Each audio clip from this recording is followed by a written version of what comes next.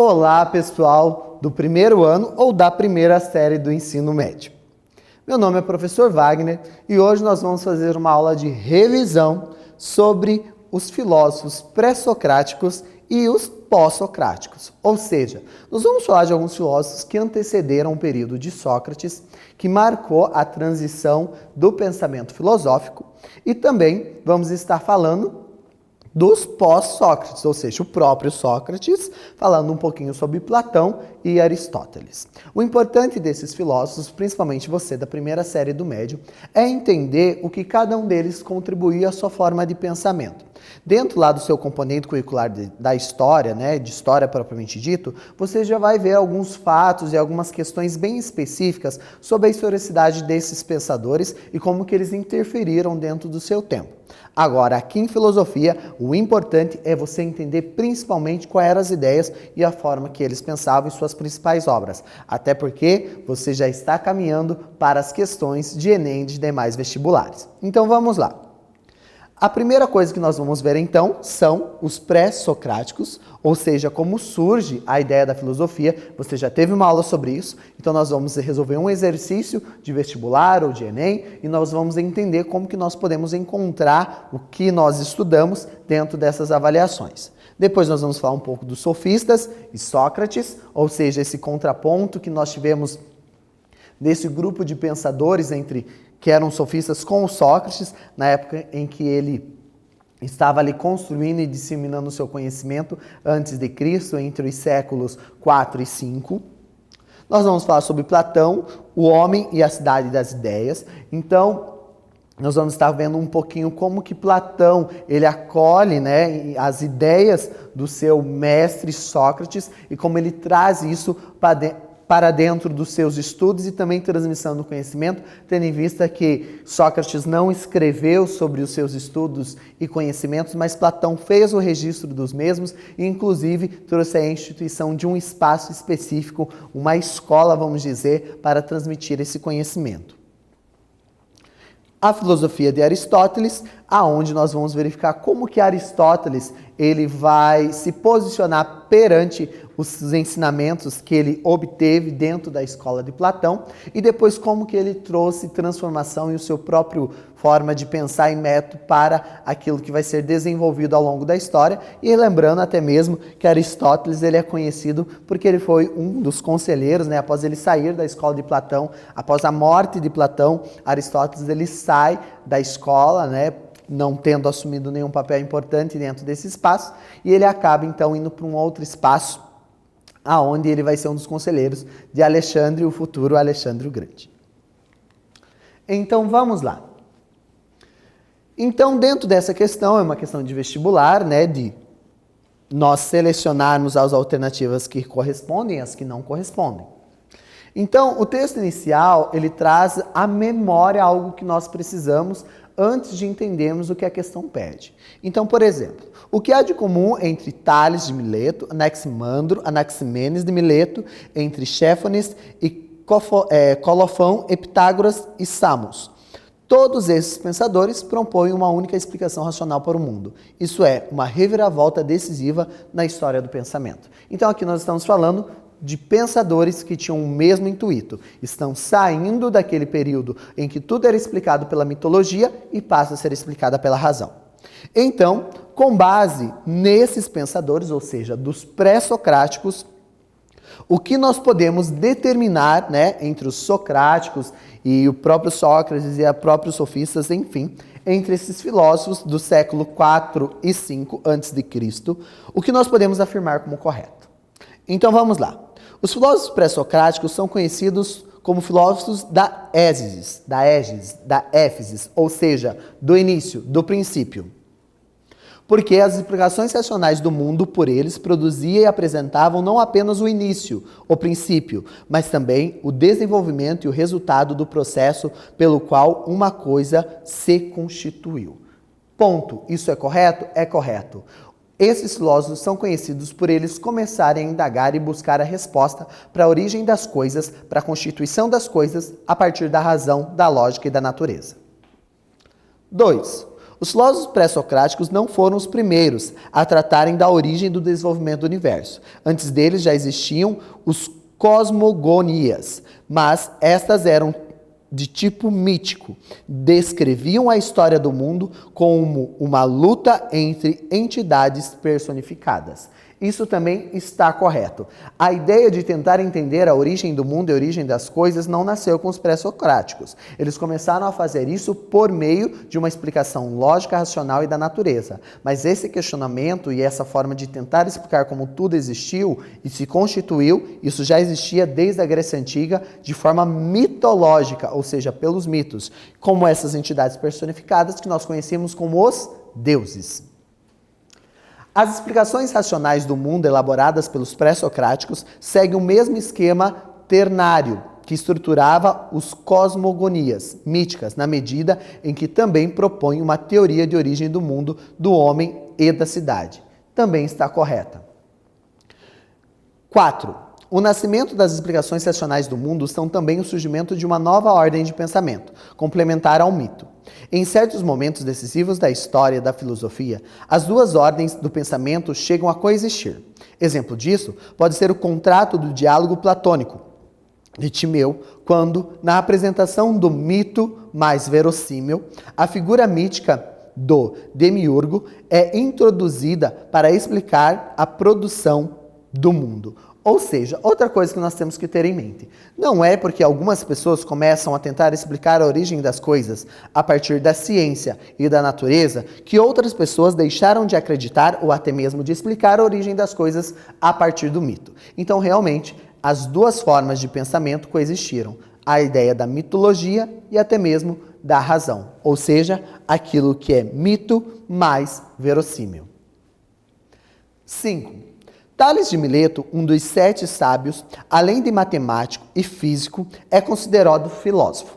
O fundador da filosofia, segundo Aristóteles, porque em sua posição a água é a origem, a matriz de todas as coisas. Está contida na preposição tudo é um, ou seja, representação de unidade. Também está correto. Um dos elementos principais da teoria de origem de todas as coisas para Tales de Mileto era a água. E ela traz essa ideia de unidade, de que tudo provém de um único elemento. Ok? Beleza? Então, verificando as questões, a resposta correta para nós, nesse caso, seria a alternativa E. Ou seja, todas as alternativas estão corretas. Ok? Vamos para a próxima questão. Vamos lá, assinalando verdadeiro ou falso, né? Sobre o pensamento de Sócrates, analisa as afirmativas e marque verdadeiro ou falso. Então, Sócrates, ele é contemporâneo e também pós aos pensadores socráticos. E nesse momento, ele vivia um contraponto muitas vezes de ideias e principalmente de método com os sofistas, pensadores da sua época, ou seja, seus contemporâneos. Sócrates é autor de uma obra chamada A Ética de Nicômaco. Verdadeiro ou falso? Falso. Não foi Sócrates que desenvolveu essa obra. Próximo. O pensamento socrático está escrito em hebraico. Falso. O pensamento socrático está escrito para os povos gregos, ou seja, em grego. Ok? Próximo. A ironia e a maêutica são bases da sua filosofia. Verdadeiro. Realmente são esses dois os métodos utilizados por Sócrates para transmitir e principalmente extrair o conhecimento das pessoas. Sócrates não criticou o saber dogmático, sendo, por isso, conselheiro de governantes. Essa alternativa também está falsa. Ok? Sócrates, ele vai determinar certas críticas à forma de manifestação e transmissão do conhecimento como verdade, não sendo o mesmo produzido de forma interna pelo ser humano, extraído pelo mesmo, e ele também tem um grande embate, na verdade, com muitas autoridades da época e os sofistas, pela sua forma de metodologia de conhecimento. E a última agora, os diálogos platônicos são importantes textos filosóficos que relatam, na maioria, o pensamento de Sócrates. Verdadeiro, o pensamento de Sócrates chegou até nós por meio dos escritos de Platão, especificamente os diálogos platônicos. Ou seja, F, F, V, F, V. Resposta correta, a letra C. Ok? Estamos acompanhando? O pessoal está relembrando? Lembrando, isso é uma revisão. Então é interessante, após isso, você também acessar outros espaços. Vamos agora para Platão. Platão, então, na sequência de Sócrates, o seu discípulo, ele vai trazer à escrita muito dos conhecimentos do seu próprio mestre. Então vamos ler. A educação, disse eu, seria uma arte de reviravolta. Uma arte que sabe como fazer o olho mudar de orientação do modo mais fácil e mais eficaz possível. Não há arte de produzir nele o poder de ver, pois ele já o possui, sem ser corretamente orientado e sem olhar na direção em que deveria, mas a arte de encontrar o meio de reorientá-lo. Vamos lembrar um pouquinho o que seria o pensamento de Platão. Platão, então, ele que traz aquele famoso mito da caverna. Para ele, o conhecimento, o saber e a verdade, ela estariam em dois campos, né? Podemos selecionar ele de forma bem simplória. O campo das ideias, onde tudo seria verdadeiro, real, e o campo real das sensações, aquilo que nós sentimos. Então, as sensações, para Platão, ela poderia nos enganar, ela poderia nos levar a ver as coisas de uma forma diferente do que realmente elas são. Então, ele traz o mito da caverna, onde homens estão dentro de uma caverna e a luz do sol dentro da caverna, ela reflete sombras do que acontecia e dos elementos externos da caverna. Então, aqueles homens, toda a vida, aquela comunidade, eles observavam apenas as sombras das coisas, até que um deles sai da caverna, consegue sair da caverna, e ele realmente fica extasiado quando observa o mundo lá fora e vê as coisas como realmente elas são. E quando ele volta, ele consegue trazer a liberdade daquele povo. O que Platão nos traz é justamente isso, que a aprendizagem, o entender que o mundo da razão, do conhecimento, ele nos liberta daquilo que nós achamos que muitas vezes é real, mas que os nossos sentidos acabam nos enganando, ok? Então, na imagem proposta por Platão, sair da caverna representa a educação como uma reviravolta. Com base na leitura desse trecho e em outras informações presentes na obra, explica o que significa essa reviravolta. Então é justamente isso que nós estamos trazendo para você. Essa reviravolta seria você sair daquilo que você acha que é verdade e se comparar, ou seja, se deparar com aquilo que é verdadeiro, que o conhecimento e a educação acaba trazendo. Ok? Vamos para a próxima. Filosofia de Aristóteles. Então vamos fazer a análise aqui. A função própria do homem é um certo modo de vida. Esse é constituído de uma atividade ou de ações da alma, que pressupõe o uso da razão. E a função própria de um homem bom é o bom, e no nobiliante exercício dessa atividade ou da prática dessas ações. O bem para o homem vem a ser o exercício ativo das faculdades da alma, de conformidade com a excelência. Se há mais de uma excelência em conformidade com a melhor e a mais completa entre elas. Mas devemos acrescentar que tal exercício ativo deve se estender-se por toda a via, pois uma andorinha só não faz verão, nem o faz um dia quente. Da mesma forma, um dia só ou um curto lapso de tempo não faz um homem bem-aventurado e feliz. Então vamos lembrar um pouquinho aqui o pensamento de Aristóteles. Aristóteles traz a ideia de que a essência da vida a partir da felicidade. E para ele a felicidade é diferente de alegria. Alegria, paixões são questões momentâneas. Para ele, a essência da felicidade está em um homem cumprir o seu objetivo, das coisas cumprir os seus objetivos. E se essas coisas, o homem, ou seja, os elementos, cumprem os seus objetivos, logo eles são coisas boas. Então, um exemplo, o lápis foi feito para escrever. Se eu pego um lápis e consigo escrever com ele, logo esse lápis é um lápis bom. Ele cumpriu o seu objetivo. Ou vamos supor, um outro exemplo. Eu vou numa casa de show, num show. O objetivo do show ou da casa é o entretenimento. É encantar as pessoas, tornar elas mais alegres e felizes. Então, por mais que eu chegue nesse show, nessa casa de entretenimento, e quando eu chego lá, as luzes estão bacanas, as músicas até são bem tocadas, o som está legal, o espaço até está com um clima interessante, mas ele não me traz alegria e entretenimento, ele não cumpriu o seu objetivo. Então, logo, ele não foi uma coisa boa.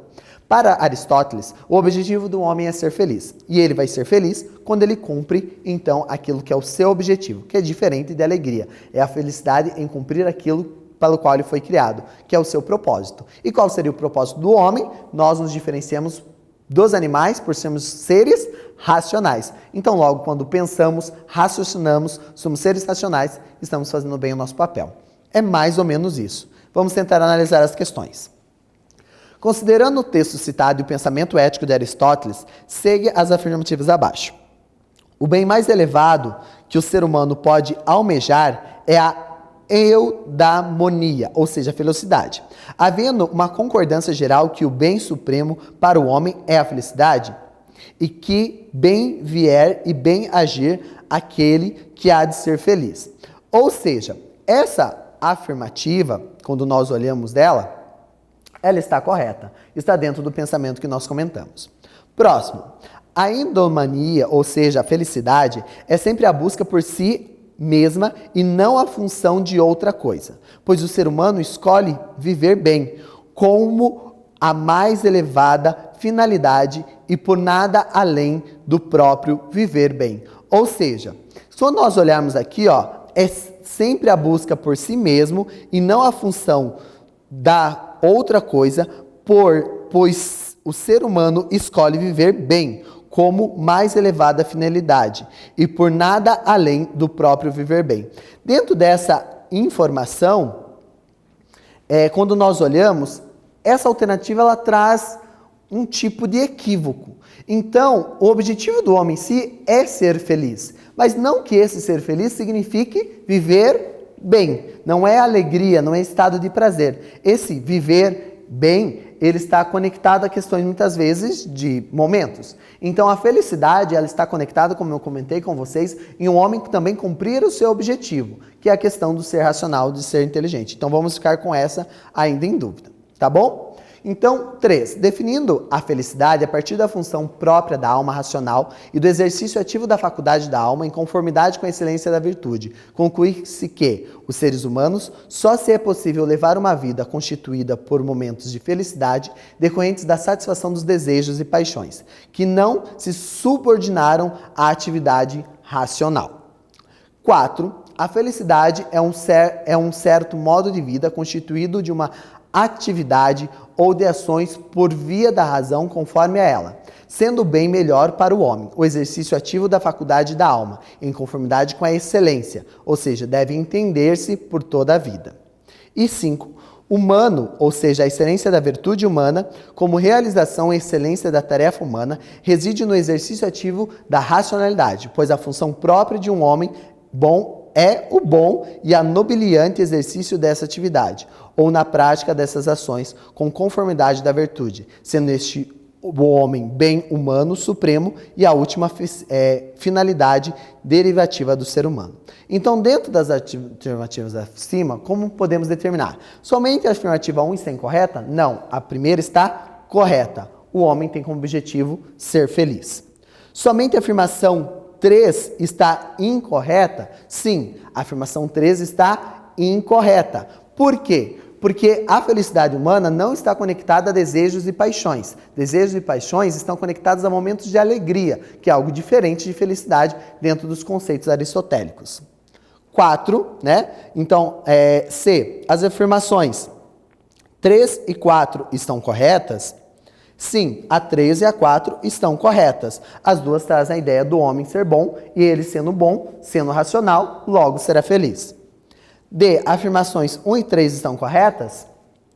E, as afirmações 2, 3 e 4 estão corretas? Sim. Então, a resposta certa seria a letra B. Somente a afirmativa 3 está incorreta. Ok, pessoal? Muito obrigado. Meu nome é Wagner, bons estudos e até a próxima revisão.